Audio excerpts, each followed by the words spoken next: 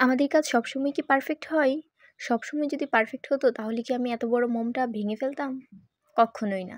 এত সুন্দর একটা ক্যান্ডেল মেকিং করার পরেও যখন এটা ভেঙে তারপর আবার বানাতে হয়, তাহলে কতটা কষ্ট আর পরিশ্রম এটার পিছনে যায় সেটা শুধুমাত্র সেই জানে যে এটা তৈরি করে।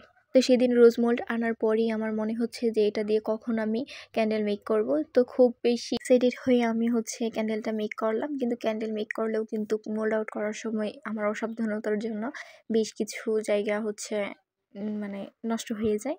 তো আমি ভাবলাম যে এটা আবার গলিয়ে তারপর আবার বানাই। তো আমি আবার গলিয়ে তারপর আরেকটু বেশি কালার করে তারপর করছিলাম। কিন্তু আমার আবারও ভুল হলো। কি ভুল হলো? যার জন্য আমি মোল্ড থেকে আবারও গলানো মোমটুকু ঢেলে দিলাম।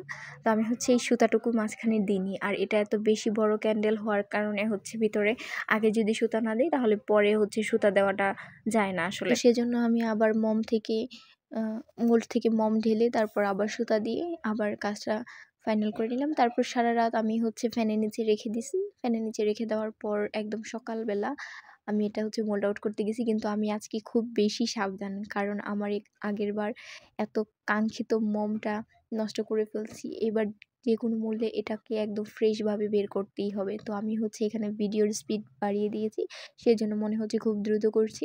কিন্তু আসলে এটা আমি অনেকটা সময় নিয়ে প্রায় 5 মিনিটের বেশি সময় নিয়ে আমি এটা মোল্ড আউট করেছি, কারণ আমার সময় বেশি যাক কিন্তু এটা যাতে কোনোভাবে নষ্ট না হয়। আর এই মোমটা দেখতে এত বেশি কিউট হয়েছে, মাশাল্লাহ মাশাল্লাহ, মানে যে দেখতেছে সে এটার প্রশংসা করে যাচ্ছে। যাই হোক, আপনাদের কাছে কেমন লাগলো এই ক্যান্ডেলটা আর পুরো ভিডিওটা অবশ্যই আপনারা কমেন্ট করে জানাবেন। সেই সাথে আমার পেজটাকে অবশ্যই ফলো দিয়ে রাখবেন।